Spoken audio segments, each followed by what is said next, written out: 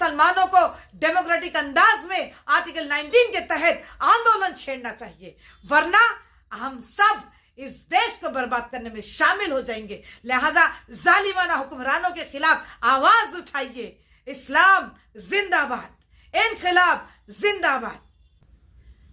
अस्सलामु अलैकुम रहमतुल्लाहि व बरकातुहू। मैं हूँ शिराज, तेलंगाना से।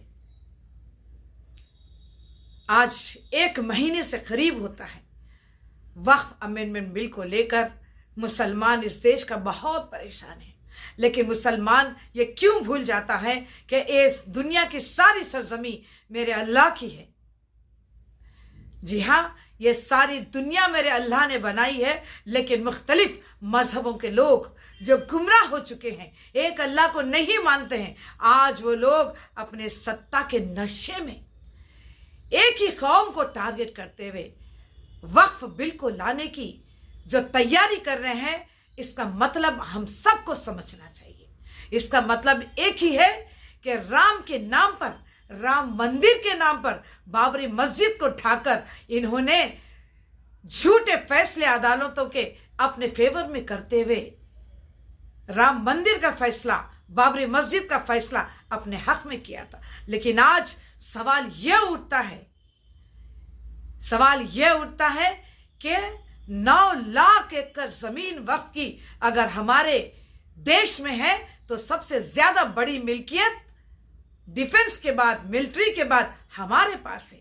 तो ये लोग मुसलमानों की जायदादों पर, यानी कि जो अल्लाह की लिए दान की हुई या अल्लाह के लिए वक्फ की जाने वाली जमीनों पर हड़पने की कोशिश कर रहे हैं। लेकिन इसके पीछे बहुत बड़ी साजिश है। इस साजिश को समझकर हम लोगों को इक़दाम उठाना चाहिए।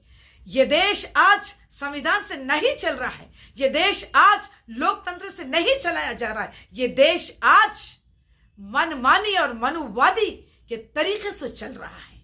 ये हिटलर जैसी पॉलिसी को अडॉप्ट करते हुए आज मोदी इजराइल की सोच रखते हुए जिस तरीके से आज मुसलमानों पर हमले हो रहे हैं, दलितों पर हमले हो रहे हैं, सबसे ज्यादा इस देश के मुसलमानों पर किए जाने वाले हमलों को हम नहीं नकार सकते, ना ही हम इसे इग्नोर कर सकते हैं।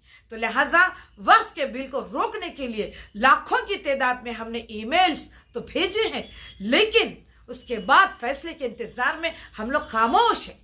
एनआरसी को रोका गया है, लेकिन एनआरसी भी हाल ही में किस तरीके से आसाम में हेमंत बिस्वा ने जो सीएम है, किस तरीके से उन्होंने 28 लोगों को डिटेशन सेंटर में डाला है। तो ये सोच को समझिए, ये विचारधारा को समझिए।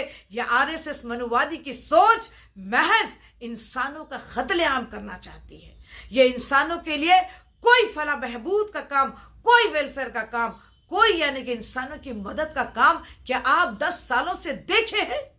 ये एनडीए 3.0 या 3.0 की जो सरकार है, जो नीतीश और नायडू जी के सपोर्ट के जरिए चलाई जा रही है, मैं अपील करती हूं नायडू जी और नीतीश जी से कि जितना जल्दी हो सके इस सरकार को गिरा दीजिए। आप देख रहे हैं किस तरीके से यानी कि देश के कुछ राज्यों में आज माहौल बहुत खराब हो चुका है। रोज ऐसे वीडियोस हम ट्विटर पे देखते हैं और सोशल मीडिया पे देखते हैं कि किस तरीके से यानी कि कत्लेआम करने की और लिंचिंग करने की बातें हो रही है। तो मैं वक्फ अमेंडमेंट बिल को सामने रखते हुए ये बात कहना चाहती हूं कि आज तक मैंने कुछ नहीं कहा। ये अल्लाह की प्रॉपर्टी जो अल्लाह के नाम पर यानी कि वक्फ कर दी जाती है, वो सिर्फ अल्लाह के नाम पे होती है। ये सब लोगों कह रहे हैं, लेकिन अल्लाह की जायदाद या अल्लाह की मिल्कियत की हिफाजत कौन करना है? क्या यह कानून करेगा? क्या यह जुडिशरी करेगी? नहीं, यहां से फैसले सिर्फ गलत निकले हैं, यहां से सिर्फ काले कानून पास किए गए हैं। लिहाजा मैं बार बार हमारे सामने ऐसे वीडियोस आ रहे हैं जहां पर दलित नेताओं ने, दलित एडवोकेट्स ने, तमाम ऐसे लोगों ने, यहां तक के हिंदू, सिख, दलित हमको बार बार आवाज दे रहे हैं कि आप आगे बढ़िए, आपको अपनी खुद की आवाज उठाना है। जब तक मुसलमान एक जहद होकर या यूनाइटेडली तमाम देश के लोग आंदोलन छेड़ने की जरूरत है। जब तक आप आंदोलन का सिलसिला शुरू नहीं करेंगे, ये मोदी सरकार अपने मनमानी और अपने मधुवादी की जो सोच है वो हम पर थोपते रहेगी।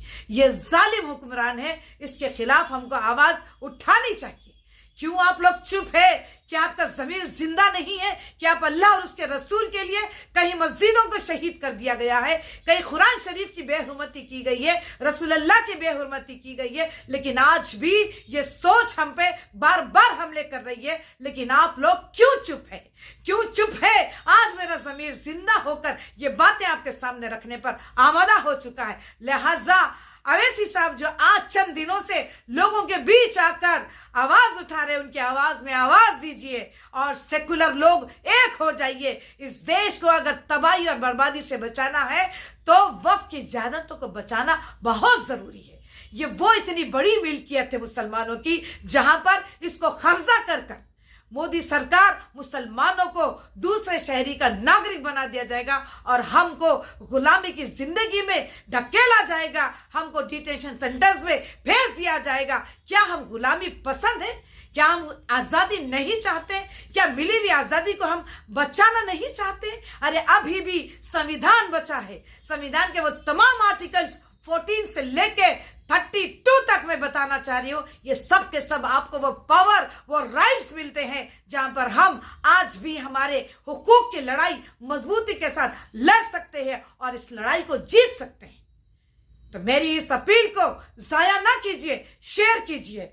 वक्फ अमेंडमेंट को रोकना है तो मुसलमानों को जमीन पर उतरना चाहिए, मुसलमानों को डेमोक्रेटिक अंदाज में आर्टिकल 19 के तहत आंदोलन छेड़ना चाहिए, वरना हम सब इस देश को बर्बाद करने में शामिल हो जाएंगे। लिहाजा जालिमाना हुक्मरानों के खिलाफ आवाज उठाइए। इस्लाम जिंदाबाद, इनकलाब जिंदाबाद।